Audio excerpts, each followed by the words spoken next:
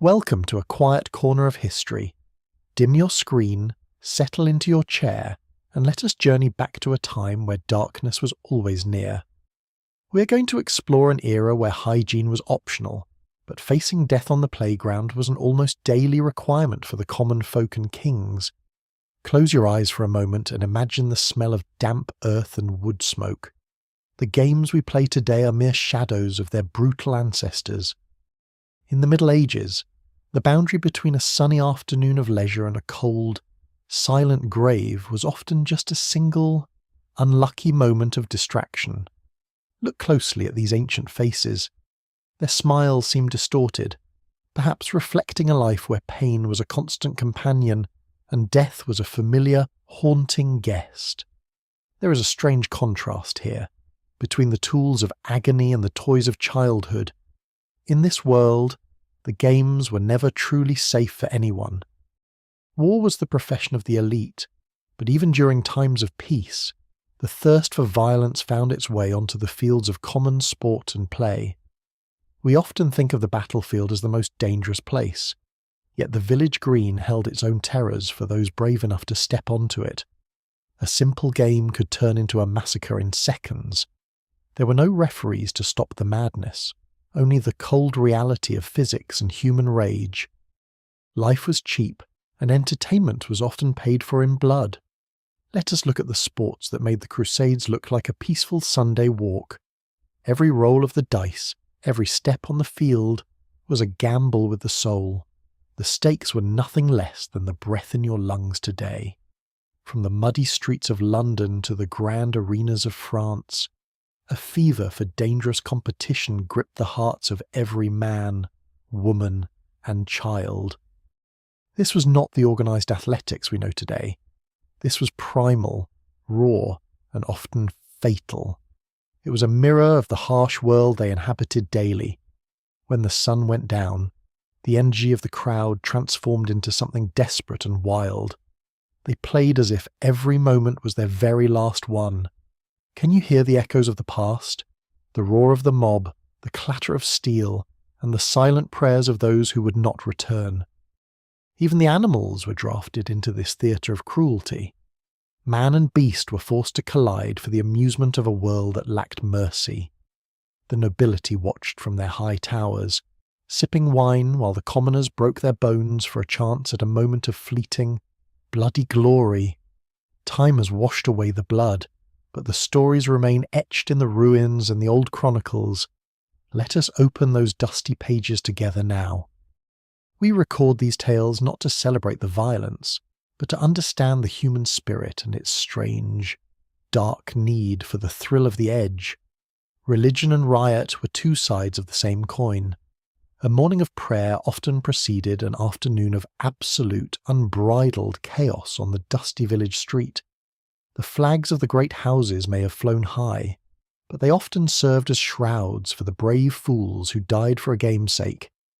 So, keep your fan blowing softly, your light low, and stay with me. The first game is about to begin, and the stakes are life itself. Jousting. It sounds like something from a fairy tale, a noble pursuit of chivalry and honour under the bright sun of a perfect golden summer afternoon. But inside that heavy steel suit, it was hot, claustrophobic, and terrifying. You were essentially a human missile aiming at another human missile at high speed.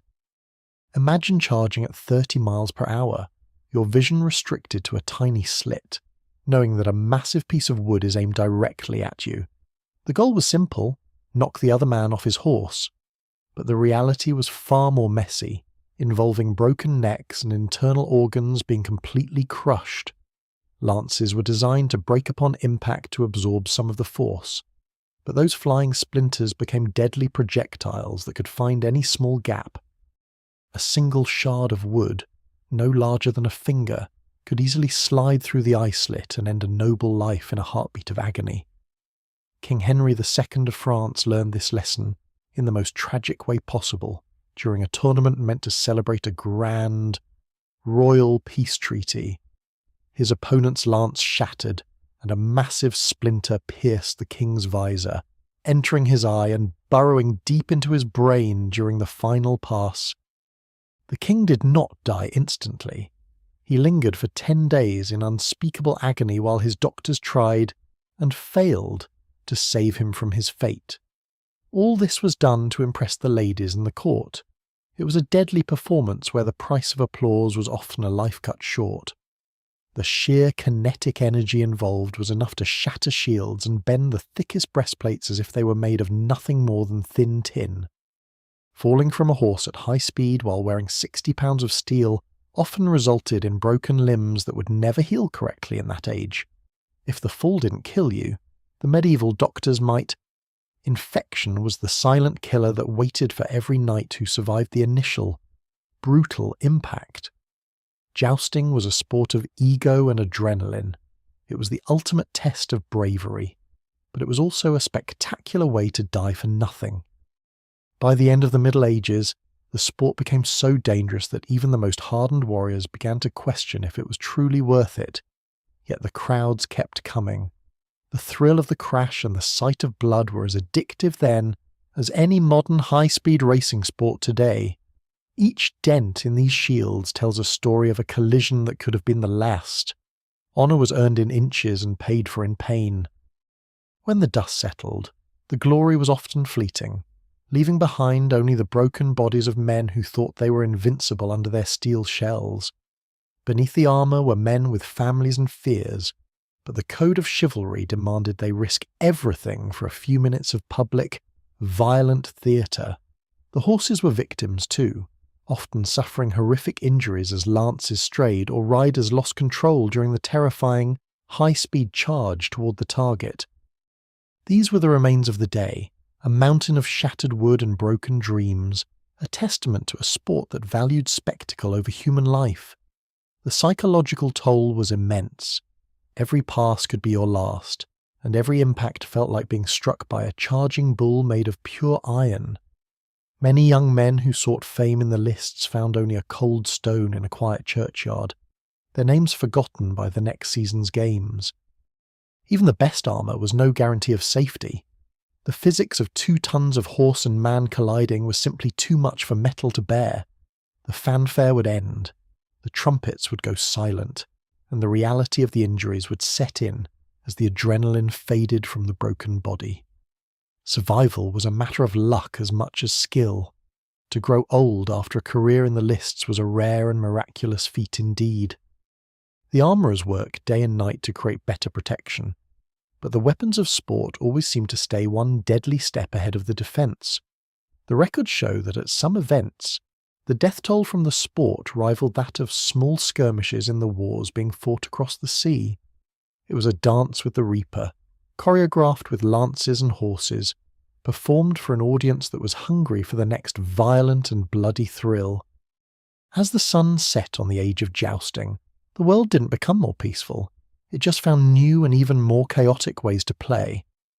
While the knights had their armour and their rules, the common people had something much more dangerous: each other and a ball made of pig's leather. The era of the noble knight was fading, but the instinct for the mob and the game was only beginning to grow into its most lethal form. Was it sport? Was it combat? In the eyes of a knight, there was very little difference when his life was on the line for glory. The beauty of the spectacle was always tainted by the scent of iron in the air, a constant reminder of the fragility of the human form.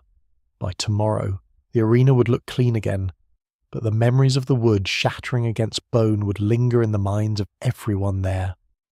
The gentle sport of jousting had claimed another set of victims, leaving behind only the cold rain and the silence of a failed, noble ambition. When you look at the mechanics of it, it is a miracle anyone survived. A collision of that magnitude is never truly under anyone's full control. But let us leave the knights to their fate. A new kind of madness is brewing in the villages, and it has no room for chivalry. Welcome to the world of mob football. If you think modern soccer is intense, imagine a game where the pitch is an entire town and rules don't exist. There were no jerseys, no referees, and certainly no yellow cards. There was only your village against their village, and the ball was the prize. The ball was often just a pig's bladder. It wasn't about finesse, it was about moving that object to a goal, which could be miles away. When the game started, hundreds of people would collide in a frenzy of limbs and desperation. It was more like a riot than a sporting event. The pitch included everything: private gardens, freezing rivers, dense forests, and narrow alleys.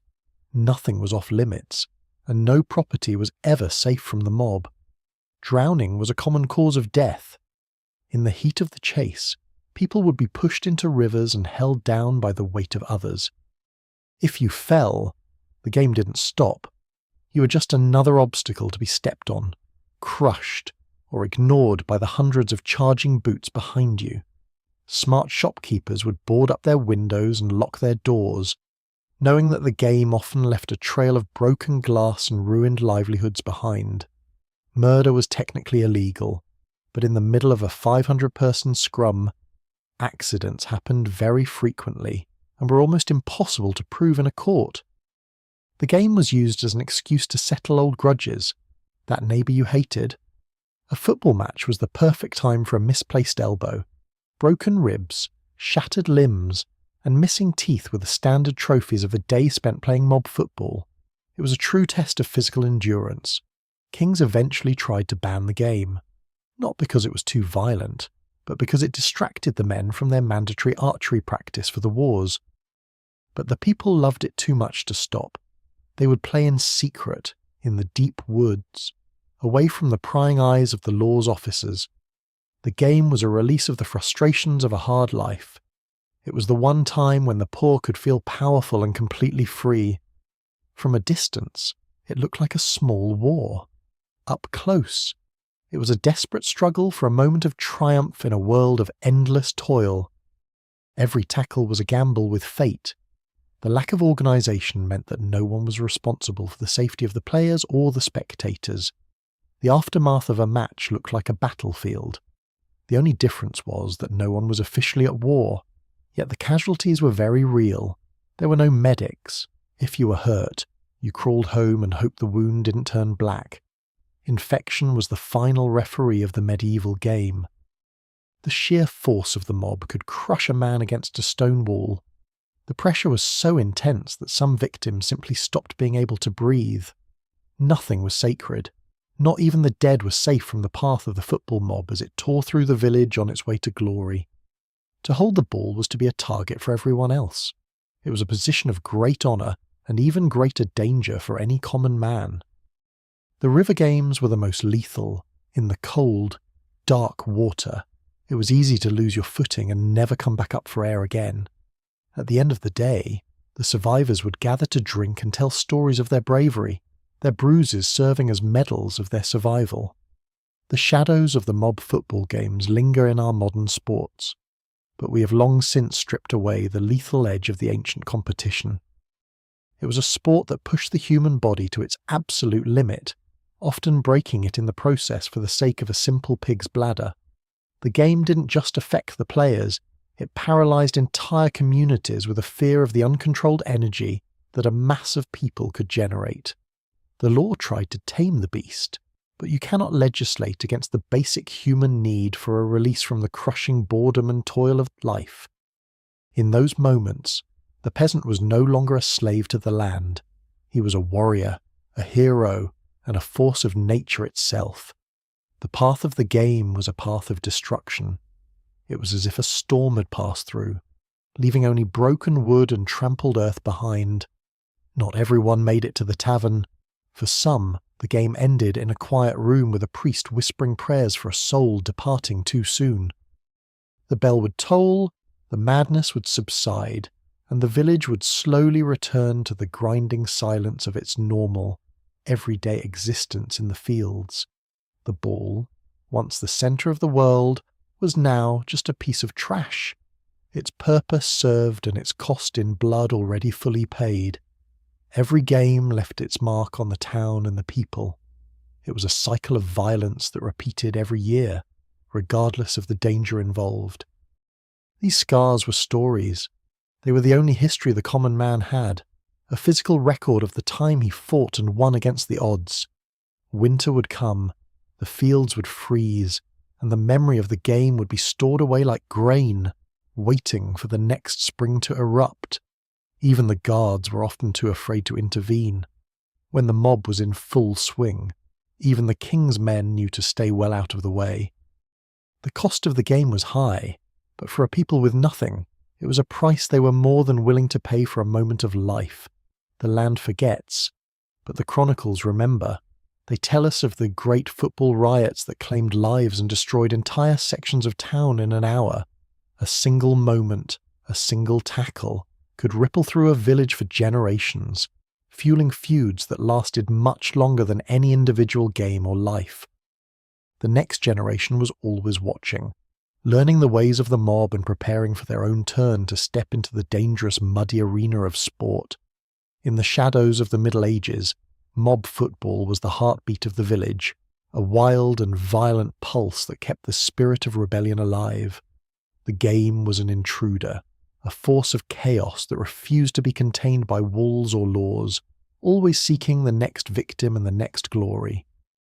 Even the sanctuary of the church was no match for the power of the game. It was a force that respected nothing but the ball itself today. The night brings a temporary peace, but the bruises remain, and the stories of the mob football match will be told for many years to come. But let us move from the chaos of the crowd to the precision of the bow, a sport where death came silently from hundreds of yards away. Archery was not just a sport, it was a law. In England, every able-bodied man was required by royal decree to practice his skills every single Sunday. The goal was to create a nation of killers, men who could hit a target from 200 yards away with enough force to pierce iron. But when you have thousands of people, many of them tired or perhaps a bit too fond of ale, practicing at once, things go wrong very quickly. A slight slip of the finger, a sudden gust of wind, or a momentary loss of focus could send a lethal projectile into a completely unintended and living target. Archaeologists have found skeletons of medieval archers with bones permanently deformed by the sheer physical effort of pulling a 100-pound bow since their early childhood. Training started early. Their bodies were literally reshaped by the sport, their left arms becoming longer and thicker than their right to compensate for the massive pressure. Crowds of spectators would often gather to watch the competitions, standing dangerously close to the line of fire in an era that lacked any concept of safety. Coroners' reports from the time are filled with accounts of misdirected arrows, finding the throats or chests of unsuspecting bystanders who were just enjoying the day. Alcohol was often involved in these Sunday sessions. Mixing heavy weaponry with medieval ale was a recipe for the kind of disaster that history rarely forgets. The tips were designed to kill, even in sport. There were no blunt edges for practice. You trained with the same steel that you would use in war. In the hands of a master, it was a precise tool. In the hands of a clumsy or drunken peasant, it was a random and silent bringer of death. The volume of arrows fired in a single Sunday was staggering. The probability of an accident was simply a matter of the sheer, overwhelming numbers involved each day. Even the bow itself could be dangerous. If the wood snapped or the string broke under the massive tension, the resulting backlash could blind or maim the archer. Surviving an arrow wound was a long and painful process. The barbs on the tips made them almost impossible to pull out without causing even more damage. Sometimes, the wind would catch a volley and carry it toward the very people who were cheering for the marksman, turning a celebration into a tragedy. That twang was the sound of destiny being released. Once the arrow left the bow, there was no way to take it back or change its path. The pride of hitting the centre was immense, but the fear of a stray shot was a constant, underlying tension in every medieval village on a Sunday. It was a strange blend of religious duty and lethal training. The church porch was often used as a place to store the bows and arrows between sessions. The power was undeniable. A longbow arrow could travel over 300 yards, meaning the danger zone was far larger than anyone could easily monitor or control. The calluses on their fingers were like leather. Their entire lives were dedicated to this one skill, often at the cost of their long-term health and mobility. The silence after a stray shot was the most terrifying part. A moment of realization that a sport had just become a matter for the town constable. The law was often lenient for accidents during mandatory practice, but the guilt and the social consequences in a small village were a life sentence in themselves.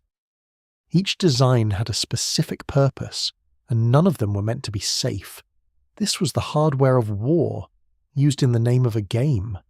Even the local wildlife learned to stay away from the village fields on Sundays.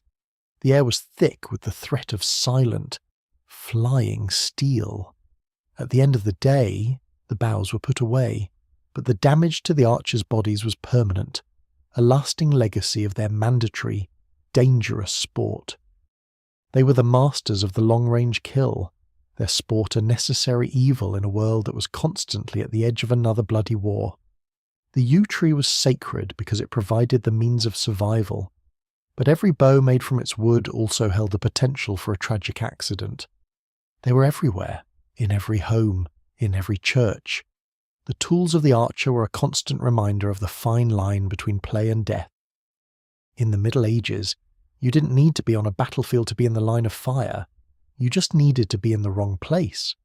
There is a dark beauty in the flight of an arrow, a perfection of physics that ignores the human cost of a slightly missed or misguided target.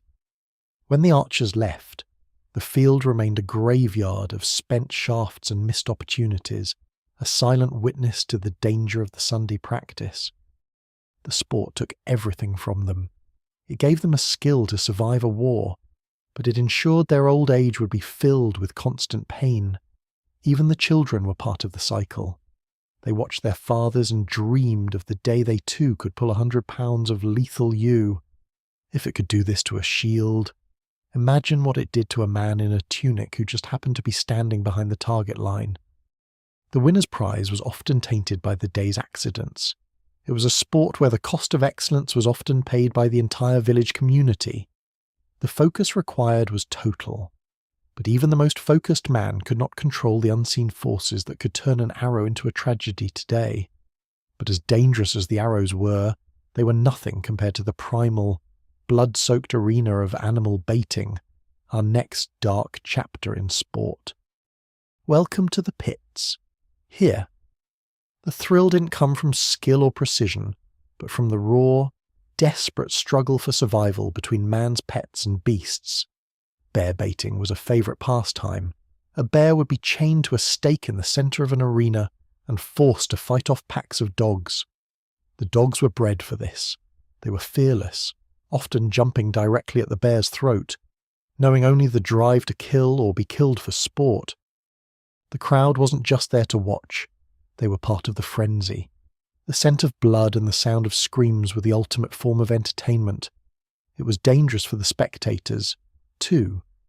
Sometimes the stake would break, or the bear would leap over the low railings, turning the hunters into the hunted. The cruelty was the point. The more the animal suffered, the more the crowd cheered. It was a dark reflection of the brutality of their own lives. Many dogs died in every match. Their owners saw them as disposable tools, investments in a game where the only return was a blood-soaked victory for them. Gambling was the engine of this sport.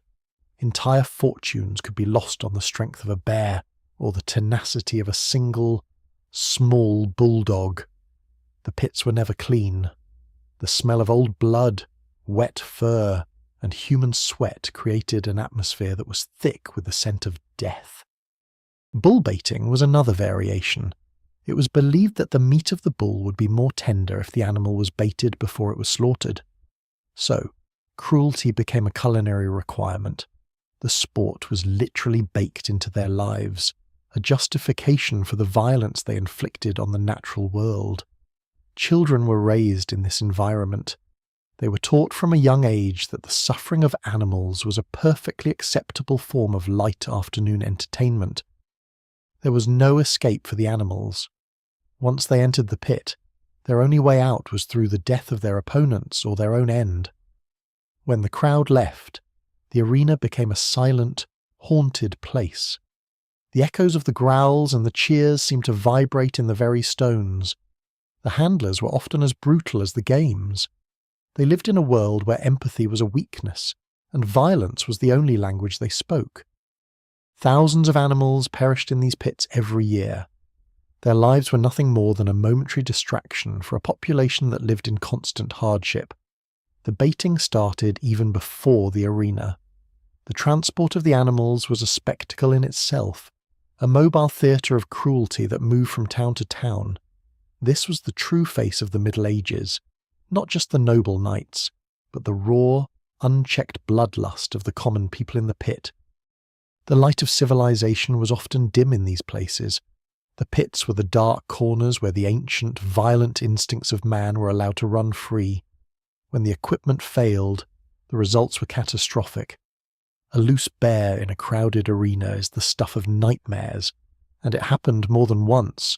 They called it the king's game in some places, suggesting that even the highest levels of society found value in the calculated destruction of a living beast. The physical power on display was awe-inspiring and terrifying. It was a reminder of the raw forces of nature that humans were constantly trying to control. Sometimes, there was a strange respect between the handler and his beast, but it was a respect born of fear and the knowledge of a shared fate. The wait between matches was long and silent. The animals knew what was coming, their instincts sensing the scent of the blood that had been spilled before. If the animals wouldn't fight, they were prodded with spears and hot irons. The sport demanded action, and the handlers would do anything to provide it. Modern science shows the evidence of this brutality in the remains. The trauma was immense, repetitive, and ultimately fatal for every creature involved in the game. They tried to make it look like a festival. They added music and decorations, but you cannot hide the reality of a fight to the death with ribbons. The footprints of the dead are quickly washed away. The arena is ready for the next day, the next animal, and the next crowd of cheering spectators. He leaves with his winnings, but he leaves a part of his humanity behind in the dirt of the pit. That is the true cost of animal baiting. This ring held the weight of 1,000 struggles. It is a silent witness to a time when we found joy in the agony of others. The fire of the event is gone, but the darkness remains. The pits are a reminder of how thin the veneer of civilization truly was back then. Everything was on the edge. The equipment, the animals, and the crowd were all balanced on a knife point of potential and very real disaster every time. We turned them into monsters for our amusement, and then we were surprised when they acted like the beasts we had forced them to become for us. The season would end. The animals would be killed or sold, and the cages would wait for the next batch of victims for the next bloody season. Did they ever regret it? Or was the world so harsh that they could no longer feel the pain of a creature that wasn't of their kind? In the end, it was all about the money. The blood was just a byproduct of the economy of entertainment in a world that had very few options. A moment of grace in a place of horror. But the pit doesn't care about grace. It only knows the next fight and the next bloody winner. Why? Why did they do it? Let us look into the mind of the medieval man to see why death was their favourite and most constant companion today. To understand the madness of medieval sport, we must first understand the world that created it, a world where the reaper was a constant daily presence. Death wasn't hidden away in hospitals. It was in the street, in the water, and in every minor infection that today we would cure with a simple pill. Childhood mortality was astronomical. Most parents lost children before they reached the age of 5, making life feel fragile, temporary, and extremely precious, but also cheap. They lived with a philosophy of memento mori. Remember you must die. If death is coming anyway, why not face it on your own terms in a game? There was a psychological desensitization. When you see death every day, the sight of a knight falling in a tournament doesn't shock you as much as it should. They believed in fate and the stars. If you died in a game of football, it was simply because your time had come and the stars had decreed it. Violence was a release for the collective anxiety of a society that was always one bad harvest, away from total and absolute starvation and civil collapse. The games provided a sense of control. In a world where you could die of a cold, Participating in a dangerous sport made you feel like a master. Entertainment was rare. There was no internet, no television, and very few books. A violent spectacle was the only thing that broke the crushing boredom of their lives. The concept of humane treatment was centuries away. Their empathy was reserved for their family and their small community, leaving very little for the others or beasts. In their eyes, the world was a battlefield between good and evil. A sport was just another skirmish in that grand, cosmic, and eternal struggle for survival. When the Black Death arrived, the need for sport and distraction became even more desperate. They played to forget the smell of the dead in the streets. Some suggest that the violence of the games was a way to process the trauma of the plague, a way to reclaim their bodies from the silent enemy. The economy of the soul was built on risk. To live was to risk, and to play was to celebrate that risk in the most public and loud way. They didn't seek safety because they knew it didn't exist. They sought intensity, a moment where they could feel alive before the darkness finally took them away. Life was a grind, and the games were the only thing that added flavour to the dust. The blood was just the price of a more colourful existence. They were us, just in a different setting. Their needs, their fears, and their desires were the same, but their environment demanded a much harder and colder response. They saw beauty in the struggle.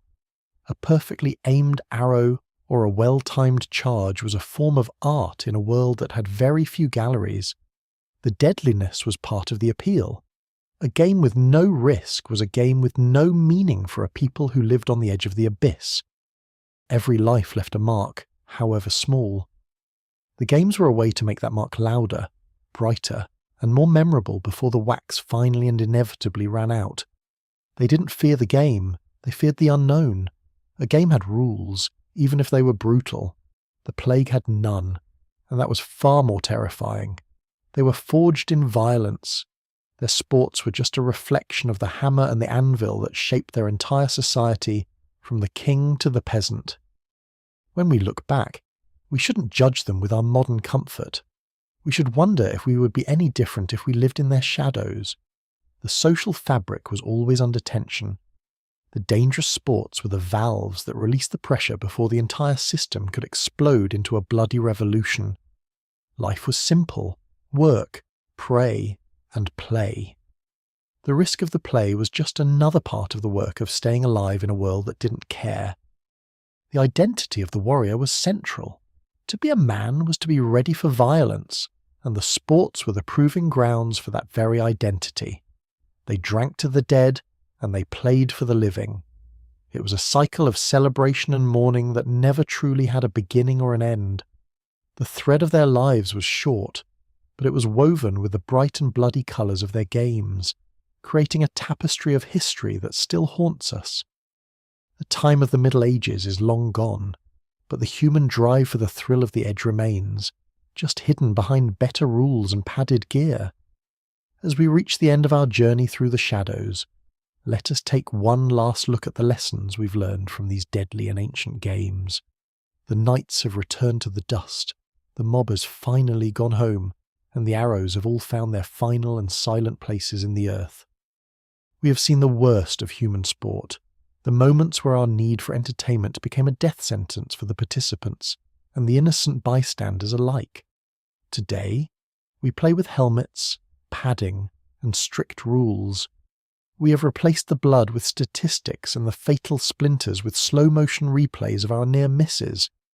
But that same instinct, that same desire for the thrill of the struggle, still lives within us, just waiting for the next whistle or the next grand tournament. History is a long night, and we are just small lights trying to see a little further into the dark. Thank you for staying with me until the end. We put away these stories now, but they will be here when you need to remember the weight of the past and the fragility of the present moment. The marks remain. The scars on the shields and the bones in the earth are the only testimony left for the men who died for a Sunday's sport. We are connected to them. Their blood is our blood, and their stories are the foundation of the world we now inhabit in our modern and safe lives.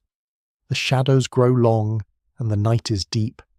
It is time to let the past rest and return to the silence of our own and quiet world. Every second counts. Every game was a life, and every life was a story. We have reached the end of our time together in this dark corner. Sleep well, and remember that even in the darkest times, the human spirit found a way to play, to struggle, and to find a moment of bloody glory. The knights are dreaming, the mob is silent, and the arena is empty. The world of the Middle Ages has finally and completely closed its heavy eyes. At least football today doesn't cost you your head. Be grateful for the rules and the referees that keep our modern games from becoming the next tragedy. The story ends here, but the history continues in the bones and the books. Good night, and may your dreams be peaceful and far from the pit. Good night. May you wake to a world where the only battles are on a screen, and the only blood is just a bit of red paint today.